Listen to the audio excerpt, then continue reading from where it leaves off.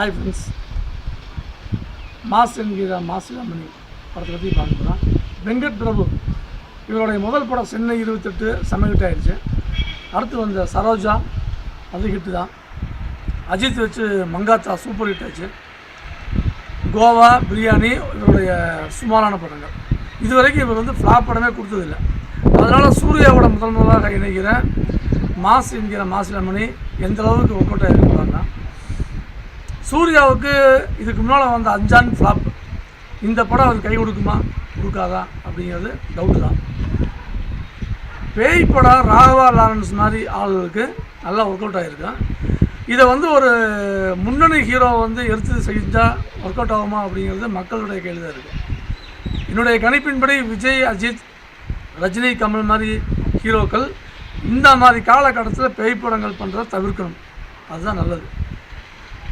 முனி, Kanchana 2, pizza, அரண்மனை இந்த மாதிரி பேய் படங்களை வரிசையாக ஹிட்டானங்காட்டி நாமளும் பேய் படம் பண்ணலாம், ஊரோடு ஒத்துவாள் அப்படிங்கிற மாதிரி வெங்கட் பிரபு நினச்சிருக்காரு.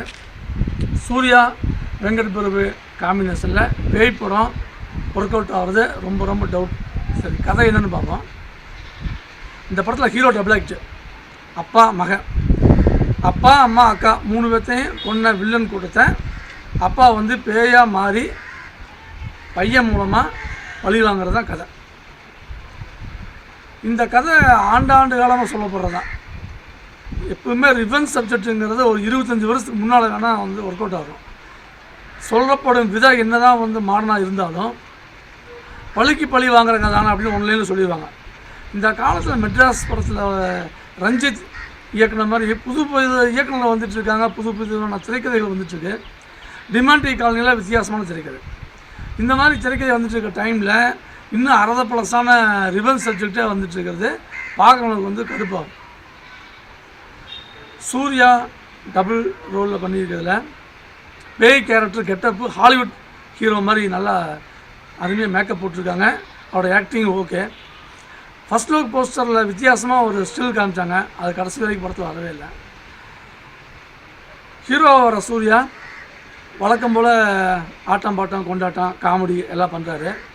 இந்த படத்தில் 2 ஹீரோவுமே ரிவெஞ்ச் பண்ண வேண்டியிருக்கிறதுனால ஒரு காமெடிக்கோ ரொமான்ஸுக்கோ அதிகமான டைம் பற்றல.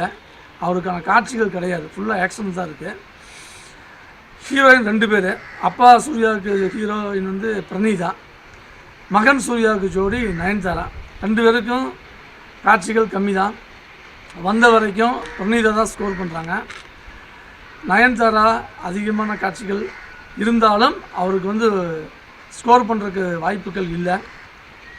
வழக்கமாக நடிப்பில் வந்து சொதப்பாத நயன்தாரா இதில் தேவயானி டைப்பில் சோகமான காட்சிகளையும் ஒரு சென்டிமெண்ட்டான வசனங்கள் பேசும் காட்சிகள் அப்படியே தலையை ஆட்டி ஆட்டி பேசுகிறது பயங்கர கடுப்பாக இருக்குது. படத்தில் குறிப்பிட்டு சொல்ல வேண்டிய முக்கியமான அம்சம் பிரேம்ஜியோட அரகன்ஸ் தான்.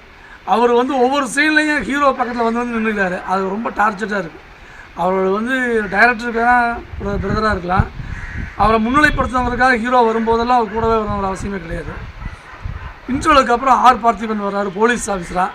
அவர் வர்ற காட்சிகள் பரவாயில்ல, டைம் பாஸ் ஆகுது. வில்லனாக சமுத்திரக்கனி வர்றாரு. சமுத்திரக்கனி கேரக்டர் ஆர்டிஸ்டாகவும் ஒரு நல்ல அப்பாவும் சாட்டை மாதிரி ஒரு வித்தியாசமான வாத்தியார் கேரக்டர்லையும் பார்த்து பழக்கப்பட்ட தமிழனுக்கு இந்த மாதிரி ஒரு சாதாரண ஒரு வில்லன் கேரக்டரில் வந்து பார்த்து ஜீர்ணிக்கிறது ரொம்ப சிரமம். படம் ஒளிப்பதிவு, இசை, எடிட்டிங் இதெல்லாம் வந்து சராசரி அளவில் இருக்குது. யுவன் பிஜிஎம் நல்லா பண்ணியிருக்காரு. ஆனால் அவர் தேவையில்லாமல் வீரம், கத்தி, துல்லாத மனவன் துல்லம், மான் கராத்தே இந்த படத்துலேருந்தெல்லாம் ஒவ்வொரு சீன் உருவி பிஜிஎம் போட்டிருக்காரு.